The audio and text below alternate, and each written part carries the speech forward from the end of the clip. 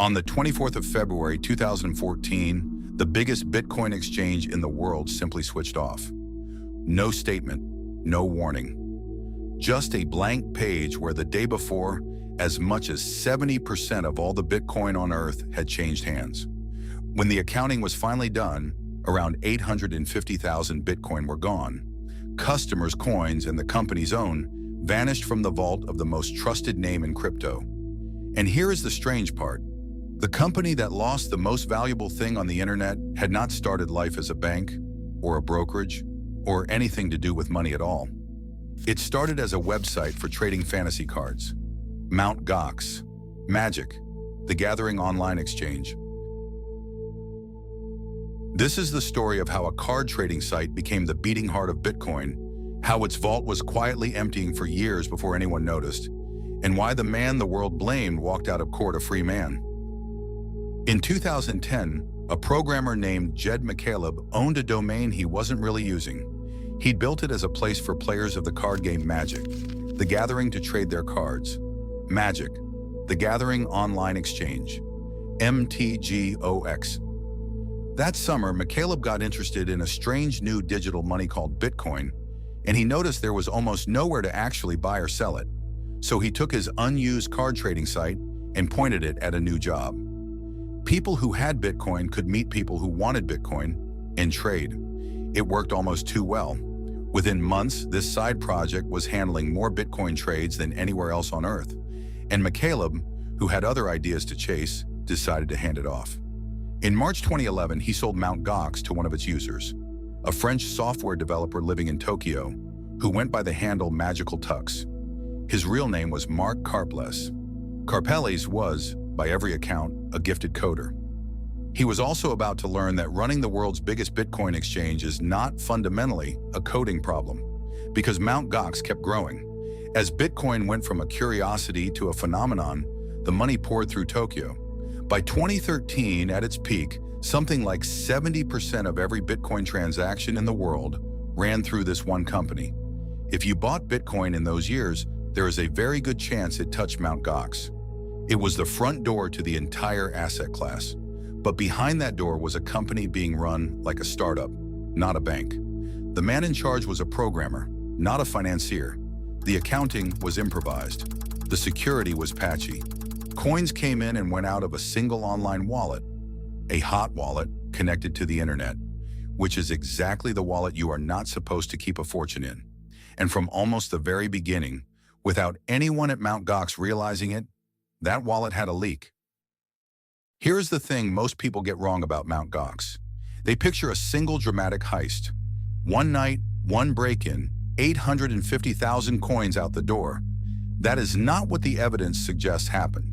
In 2015, a Tokyo security researcher named Kim Nilsson, himself one of Mt. Gox victims, published a forensic analysis of the exchange's blockchain history. His firm WizSec traced the coins, and what they concluded was far more unsettling than a single heist. According to that analysis, the coins had been draining out of Mt. Gox's hot wallet steadily, quietly for years, beginning in late 2011. Not all at once, a slow bleed, siphoned out over time, while the exchange got bigger and busier and more famous by the month. Think about what that means for most of its golden years. The years it was the undisputed king of Bitcoin, Mt. Gox was already insolvent. The vault was emptying, and nobody inside the company seems to have known. The warning signs were there, if anyone had wanted to read them. Back in 2011, the same year the bleed apparently began, a hacker got into a Mt. Gox account and dumped coins onto the market, briefly crashing the price of Bitcoin on the exchange to a single cent. It was patched and forgotten. The party went on, but by late 2013, the cracks were impossible to hide. Customers trying to withdraw their money found it took weeks, then didn't arrive at all. United States authorities seized millions of dollars from a Mt. Gox account, citing money transmission rules the company hadn't followed. And in early 2014, Mt. Gox stopped Bitcoin withdrawals altogether, blaming a technical flaw it called transaction malleability. That explanation has been heavily disputed ever since, but it almost didn't matter what the public excuse was, because internally a document was circulating that told the real story. A leaked internal file, what became known as the crisis strategy draft, laid it out in black and white. Hundreds of thousands of Bitcoin gone. The biggest exchange in the world was not having a technical glitch. It was bankrupt, and it had been for a long time. It just hadn't said so out loud yet. It was about to have no choice. The end, when it finally came fast. On the 7th of February, 2014, Mt. Gox froze all Bitcoin withdrawals. On the 24th, it suspended trading entirely, and the website went dark.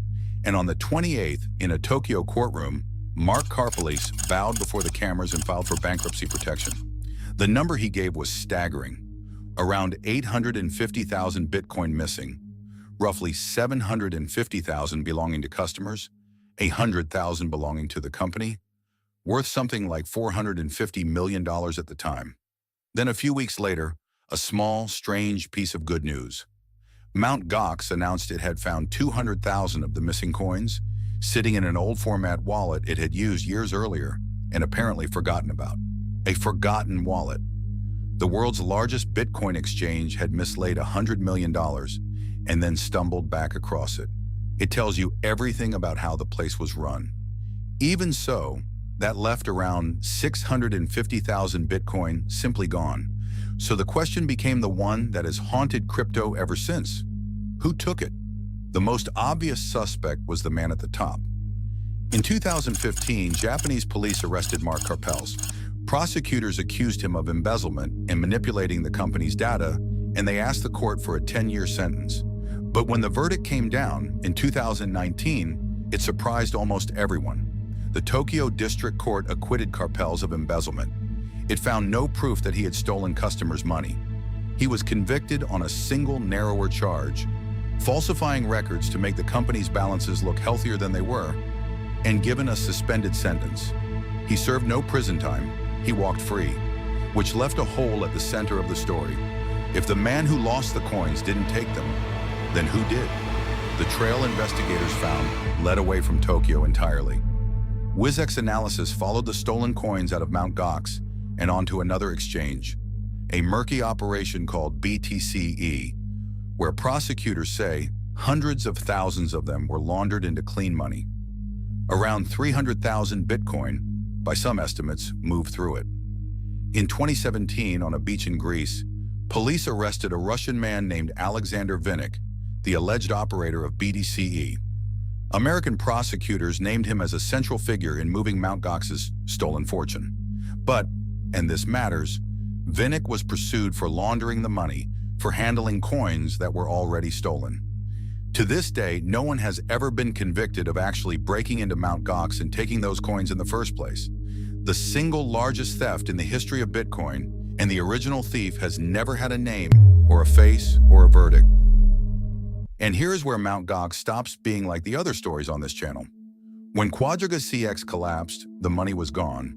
When OneCoin vanished, the money was gone. Mt. Gox's victims spent years assuming the same, that they'd lost almost everything, and that the scraps left in the bankruptcy would be paid out eventually at 2014 prices, a few cents of value frozen in time. But Bitcoin did not stay frozen in time. The coins Mt. Gox still held, the forgotten 200,000 and what could be clawed back, sat in the bankruptcy estate while, outside, the price of Bitcoin did what Bitcoin does. It went up and up and up. By the time the estate was finally ready to pay people back, in 2024, a full decade after the collapse, those surviving coins were worth far more than the dollar value of everything that had been lost in the first place.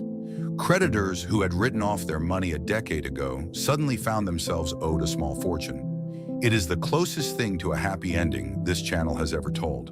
But only the closest thing. Because 10 years is a long time to wait, some creditors, exhausted or desperate, sold their claims years ago for cents on the dollar and watched helpless as the coins they'd given up on multiplied in someone else's hands. Others didn't live to see the repayment at all, and the trust that broke in February 2014, the simple belief that you could leave your money with the biggest name in the business and it would be there in the morning, never really came back. That was the real lesson of Mt. Gox, and the whole industry took it to heart. The most valuable thing in crypto was never the coins. It was knowing for certain that they were actually there. So what do you think? Was Mark Karpeles a thief who beat the charge? Or just a programmer who was catastrophically out of his depth? Tell me below. And here's the lesson 850,000 Bitcoin paid for. If your coins live on someone else's exchange, you don't really hold them. You're trusting their vault is as full as their website says. Not your keys, not your coins. The hardware wallet link is in the description. Next week, the coin that promised you 1% a day forever and became the most infamous Ponzi in all of crypto. BitConnect, subscribe so you don't miss it.